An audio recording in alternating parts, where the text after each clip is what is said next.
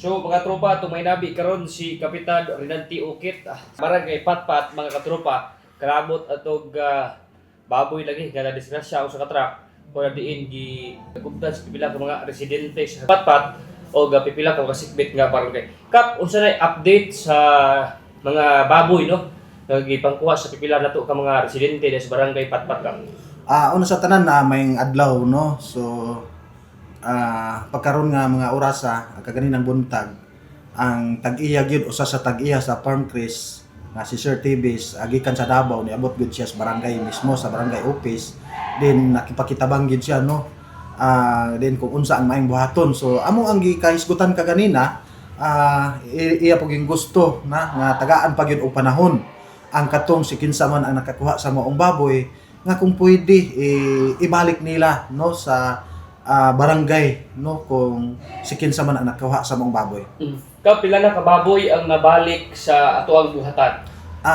Sa ilang gikataho nga ang nawala gyud is 132 as karon nga adlaw no.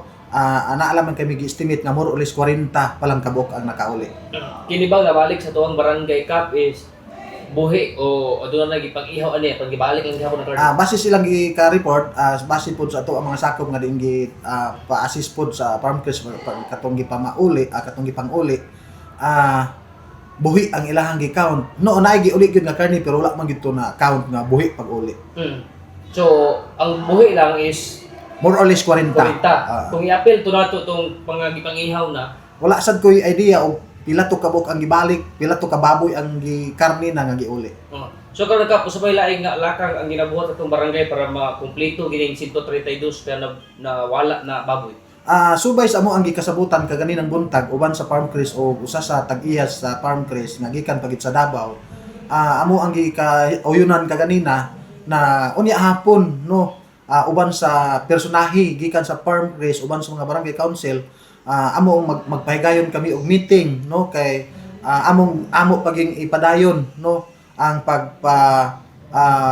pagpaabot og hangyo sa katawhan nga diin aduna pa man gyud more or less 90 ka buok nga baboy ang wala pagiuli. So amo mao na amo ang pagisgutan kaganina nga diin usas amo ang pagisgutan nga padayon sa pag hisgot gani pas amo ang hisgutan kaganina nga diin hangyo usab gikan gyud mismo sa tag-iya nga kung kinsa kadtong anaa sa video hangyo gyud sila nga kung pwede mapatawag sa barangay. So mao kana ang usa unya sa hapon nga amo ang pagisgutan kung unsa pagay among ikadugang kabahin ni anang mga butanga. So kini Kap aduna mo gyud mga laing mga kuan kasikbit nato nga mga barangay ba nga nakakuha ni na-identify ba nato sila Kap o usay ba maagi nato para mo-appeal sila unya sa mapatawag dis barangay?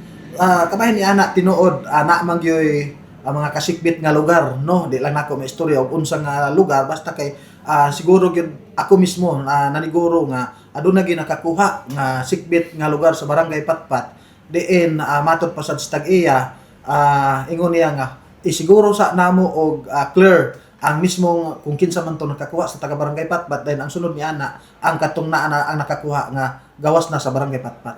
Kini bang nag-uli sa inyong barangay kini banabanan 40 ka buok volunteer ba na sila ganing balik Kap o kining gatuan ginyo personal sa mga kabalayan? Gikan sa pagsugod amo ging gipaagi sa pagpahibalo pinagi usab sa social media sa barangay then pinagi pod sa PTB lagi sa microphone sa PTB amo ging gipaabot hangyo nga ibalik nila dayon ang uban pod kagahapon naapoy personahe gyud gikan sa mismo sa Farm Chris uban sa ako ang mga BPSO nga nagmonitor or nag-house to house monitor gyud sila uban sa paghangyo nga katong nakita nila sa video mo gyud ila ang gibisitaan sila mga panimalay. So may lakang lain buhaton sa Farm Chris Kap nga kung dili mabalik ang mga baboy ba sila legal nga mamagi nga pasaka? Sa pagkakaroon wala pa man siya giingon nila nga ilabang kasuhan kung kinsa katong dili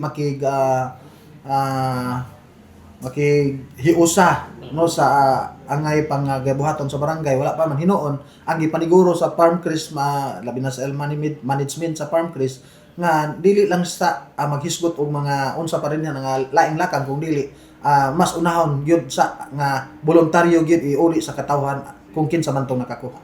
So nakidungag ka? Akong ako lang hangyo gyud no. Sa tinuod dili man gyud nilalim karon nga mga hisgutanan no, kay dili lang ni Barangay Patpat kung dili sa tibuok kutob sa nakamonitor regarding aning senaryo karon sa hisgutanang baboy no. So unsaon ta man, so ang ako lang dili gyud ni maundang problema, di ni maundang nga issue. So maundang lang gyud ni kung ma-cleared karon ang kapangitaon pa sa Farmcrest nga wala pa na uli.